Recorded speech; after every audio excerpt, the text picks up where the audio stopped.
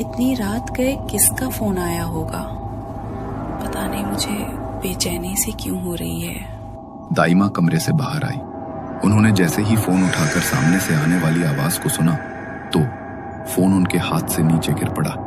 वो कांपती हुई सोफे पर बैठ गई और माथे पर दोनों हाथ रखकर सुबक सबक कर रोने लगी। ऐसा नहीं हो सकता, मालिक और मालकिन तो ठीक ठाक गए थे। ये क्या किया तूने भगवान? कंचन बेबी को मैं कैसे संभालूंगी, कैसे समझाऊंगी उसे? पहाड़ से उन दोनों की गाड़ी स्लिप हो गई थी और मौके पर ही दोनों की मौत हो गई। ये खबर दाइमा कंचन को कैसे सुनाती? दाइमा की रोने की आवाज सुनकर कंचन अपनी आंखें मसलते हुए बाहर दाइमा के पास आ गई। क्या हुआ दाइमा? आप रो क्यों रही हो? बोलो ना, क्या हुआ? कंचन को ये सब बताते हुए दाइमा की जुबान लड़खड़ा रही थी। उन्होंने कंचन को अपने सीने को लगा लिया। अचानक से वो उसे कुछ भी नहीं बता सकती थी, इसलिए उसके माता पिता के शव को जब घर तक लाया गया तब उसे पता लगा कि वो अब इस दुनिया में नहीं रहे। वो रोती हुई दाइमा से जाकर लिपट गई। तभी पीछे से एक औरत ने उसके सर पर हाथ रखा। माता पिता की मौत के बाद चाचा चाची कंचन की देखभाल करने के लिए वहां आ गए थे। दिन गुजरे और धीरे धीरे कंचन के लिए उनका व्यवहार बदलने लगा। हद ही हो गई है। इसे खाना खिलाने के लिए क्या मैं इसके पीछे पीछे ही घूमूंगी? सुबह से रात होने को आई है और इसने एक निवाला भी अपने मुंह में नहीं रखा। लोग क्या कहेंगे? चाची है तो इसे इस तरह रख रही है। तुम लोग समझाते क्यों नहीं हो इसे? मुझे क्या बोझ दे दिया है मेरे सर पर। पारुल, तू भी बैठकर खाना खा ले। मरने दो इसे, अब और सहन नहीं होगा। आप चिंता मत करो मीम साहब, मैं कंचन बेबी को खाना खिला दूंगी। आप पारुल बेबी को खाना खिला दो। मोनिका अपनी बेटी पर तो बहुत प्यार करती थी, लेकिन कंचन के साथ वो बहुत बुरा बर्ताव करती थी। धीरे धीरे कंचन उसकी आंखों में कांटे की तरह चुभने लगी। मैं तो कहती हूँ इस कंचन को ठिकाने लगा देते हैं। इसके मरते ही ये सारी प्रॉपर्टी हमारे नाम हो जाएगी। लेकिन मार तो नहीं सकते ना इसे।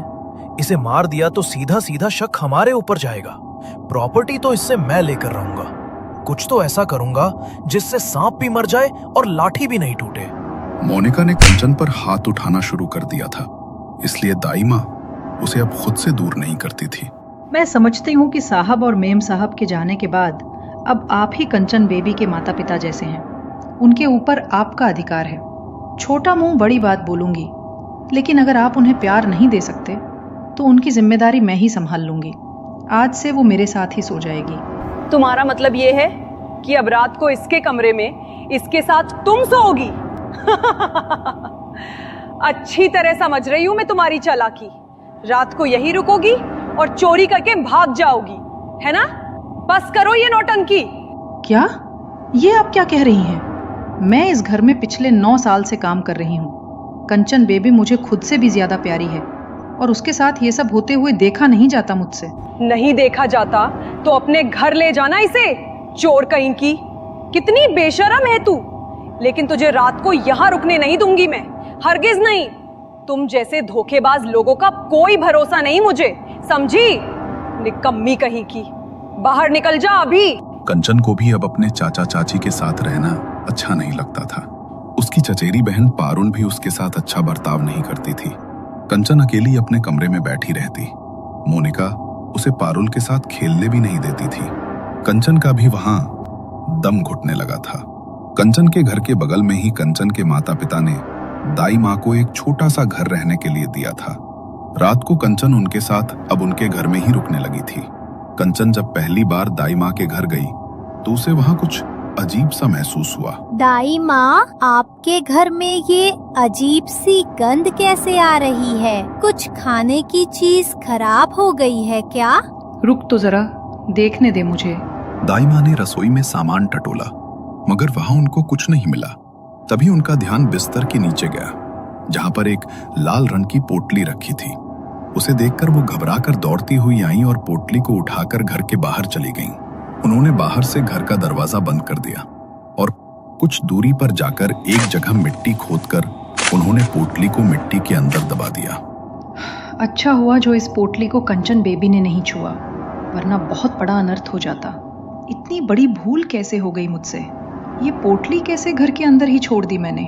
और आज तो अमावस की रात है, बस कुछ अनहोनी न हो जाए। दाइमा घबराई हुई थी। उस पोटली को मिट्टी में दफनाकर वो वहां से उठकर सीधी सीधी जाने लगी। तभी पीछे से उनके कानों में एक आवाज पड़ी, रुक जा, मुझे भी अपने साथ लेकर चल। उस आवाज को सुनकर उनके पसीने छूट गए। उन्होंने अपने कदमों की रफ्तार बढ़ाई और तेजी से घर की तरफ बढ़ने लगी। उनके कानों में बार बार पीछे से वो आवाज पड़ रही थी। वो दौड़ती हुई घर के अंदर घुसी और उन्होंने दरवाजे को अंदर से बंद कर लिया। वो हाफ रही थी और बुरी तरह पसीने से भीग चुकी थी। आपको क्या हो गया दाइमा? आप इतनी डरी हुई क्यों है? और आपको इतना पसीना क्यों आया हुआ है? कुछ नहीं, तू जा अंदर जाकर सो जा और अभी यहाँ पर मत आना। लेकिन हुआ क्या दाइमा? इससे पहले कि दाइमा आगे कुछ और बोलती, दरवाजे पर किसी ने दस्तक दी। दरवाजे पर आने वाली ठक ठक की वो आवाज धीरे धीरे तेज होने लगी। दाइमा की आंखों में एक अलग ही डर उभर आया था। वो दरवाजे से दूर हटकर पीछे पलंग पर जाकर बैठ गई। दाइमा, कोई दरवाजा खटखटा रहा है। आप दरवाजा क्यों नहीं खोल रही हैं? मैं दरवाजा खोल दूं? मैंने तुझे बोला ना कि अंदर जा, तो तू अभी तक यहाँ पर क्या कर रही है? अंदर जा और जब तक मैं ना बोलूं तब तक बाहर मत आना। लेकिन दाइमा। बोला ना, जा। दाइमा ने कंचन को अंदर भेज दिया। कुछ देर बाद उन्होंने अंदर जाकर देखा तो कंचन सो चुकी थी। उन्होंने अपने कमरे में सफेद रंग से एक गोल घेरा बनाया और उसमें तिकोने आकारों से एक आकृति उकेरी। उसके बीच में उन्होंने 5 दीपक जलाए और कुछ मंत्रों का उच्चारण करने लगी। कुछ देर बाद बाहर से आने वाली दरवाजा खटखटाने की वो आवाज बिल्कुल बंद हो गई। थोड़ी देर बाद दाइमा ने मंत्रों का उच्चारण रोक दिया और घर के अंदर से दरवाजे पर अपने खून से एक निशान बना दिया। आज तो जैसे तैसे बच गई। आगे से मुझे बहुत ध्यान रखना होगा। इस दलदल में धंसती ही चली जा रही हूँ। काश मैंने ये सब कभी शुरू ही न किया होता। कंचन दूसरे कमरे के दरवाजे से छिपकर ये सब देख रही थी, मगर उसे समझ नहीं आ रहा था कि आखिर दाइमा ने ये सब क्या किया और वो क्या बातें कर रही हैं। मगर धीरे धीरे जैसे कंचन बड़ी हुई तो उसे सब कुछ समझ आने लगा। आज कंचन 18 साल की हो गई थी। घर पर दाइमा ने उसके लिए केक बनाया था, मगर कोई भी उसके बर्थडे के सेलिब्रेशन के लिए खुश नहीं था। कम से कम आज तो आप लोग कंचन बेबी के लिए खुश हो जाओ। बेबी 18 साल की हो गई है आज। मालिक और मालकिन जिंदा होते तो बहुत खुश होते आज के दिन। हाँ, जिंदा होते तो खुश होते, लेकिन जिंदा तो नहीं है ना वो। खुद तो मर गए, लेकिन हमारे सर पर बोझ छोड़कर चले गए इसकी वजह से अपना सब कुछ छोड़कर यहाँ आना पड़ा हमें। रहने दो दाइमा, और कोई जन्मदिन नहीं मनाना मुझे। इस घर में अब एक भी पल रहती हूँ तो दम घुटता है मेरा। अगर आप लोग यहाँ पर मेरे साथ नहीं रहना चाहते तो आपकी मर्जी है। वैसे भी आज तक कोई ख्याल नहीं रखा है आप लोगों ने मेरा। अपने घर में अपनी दाई माँ के साथ अकेले रह सकती हूँ मैं। अगर जाना चाहें तो जा सकते हैं आप लोग। देखो तो जरा कैसे कैंची की तरह जुबान चल रही है इसकी। बचपन से लेकर अब तक हमने तेरा ध्यान रखा, और अब जब बड़ी हो गई तो हमें ही यहाँ से जाने के लिए कह रही है। एहसान फरामोश कहीं की। शर्म नहीं आई तुझे ये सब बोलते हुए? ऐसे लोगों को किसी की शर्म नहीं होती। चलो जी अपने कमरे में, बहुत मन गया इसका जन्मदिन।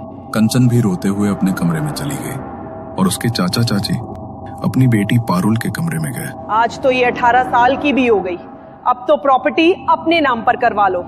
10 साल से यहाँ पर रह रहे हैं, इसे संभाल रहे हैं। अब और नहीं कर सकती मैं ये सब। पारुल की आंखों में जलन और गुस्सा साफ झलक रहा था। उसने अपने पिता की ओर देखते हुए कहा कि अब इस घर पर उनका हक होना चाहिए। वो बोली कि जब भी कंचन की शक्ल देखती है तो गुस्से से उसका दिमाग खराब हो जाता है। ना ये घर कंचन का रहेगा और ना ही वो उसे फिर कभी यहाँ नजर आएगी। कंचन अब 18 साल की हो गई थी और वो लोग इसी दिन का इंतजार कर रहे थे। उन्होंने धोखे से प्रॉपर्टी के पेपर्स पर कंचन के सिग्नेचर ले लिए और घर अपने नाम पर करा लिया। ये सब ठीक नहीं किया आप लोगों ने। अरे मालिक मालकिन के जाने के बाद आप लोगों को तो उसके माता पिता बनकर अपना फर्ज निभाना चाहिए था, लेकिन तुम तो पैसों के लालची हो। बहुत गलत किया है तुम लोगों ने ये। मैं जानती नहीं थी कि आप लोग इस हद तक गिर जाओगे। मम्मी पापा की यादों की आखिरी निशानी था ये घर, वो भी छीन लिया मुझसे। लेकिन एक बात याद रखना, मेरे मम्मी पापा के घर से मुझे निकाल रहे हो ना, इस बात का बदला तो मैं लेकर रहूंगी। मेरा हक इस तरह मुझसे कोई नहीं छीन सकता। अभी के अभी बाहर निकल जाए यहाँ से, हरामजादी। तेरा यहाँ एक पल भी सांस लेने का हक नहीं है। ये घर, प्रॉपर्टी, सब कुछ हमारा है। तेरा ये मनहूस चेहरा एक सेकंड भी बर्दाश्त नहीं होता है मुझसे। निकल जा, चली जा यहाँ से।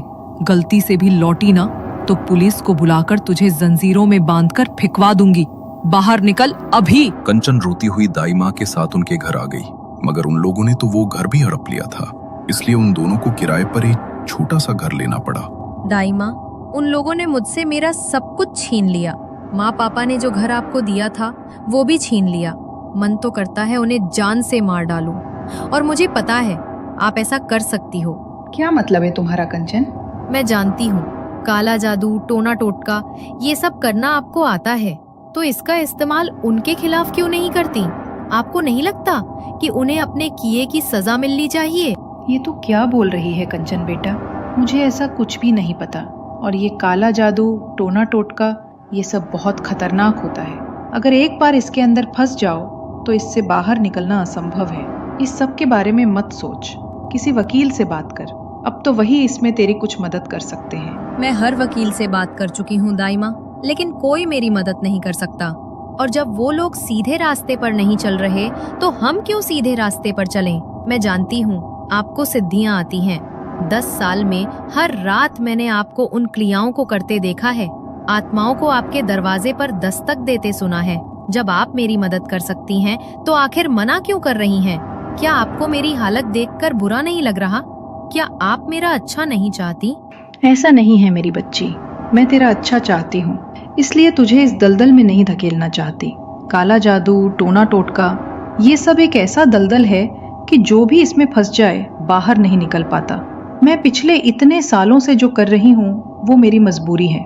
पछतावा होता है मुझे कि आखिर मैंने ये सब शुरू ही क्यों किया था, और एक बार शुरू किया तो कभी इसे रोक नहीं पाई। इन सब से दूर रहे मेरी बच्ची। दाई माँ ने कंचन की मदद करने से साफ साफ इनकार कर दिया, लेकिन कंचन के हाथ से तो उसका सब कुछ छीन गया था। वो शांत कैसे बैठ सकती थी? एक रात जब दाई माँ गहरी नींद में सो रही थी, कंचन ने उनकी संदूक खोली। उसके भीतर एक काले रंग की पोटली रखी थी। उसने उसे बाहर निकाला और अपने कमरे में ले गई।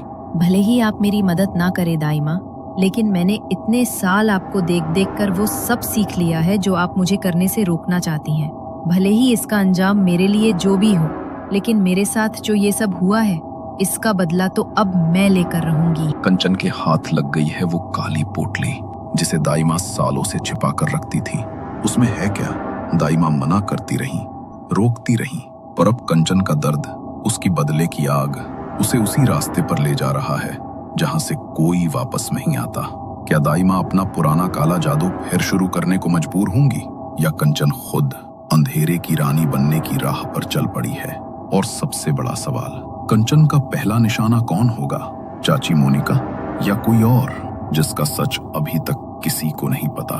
जानने के लिए देखिए कंचना पार्ट 2, जहां बदला काले मंत्रों में बदलने वाला है।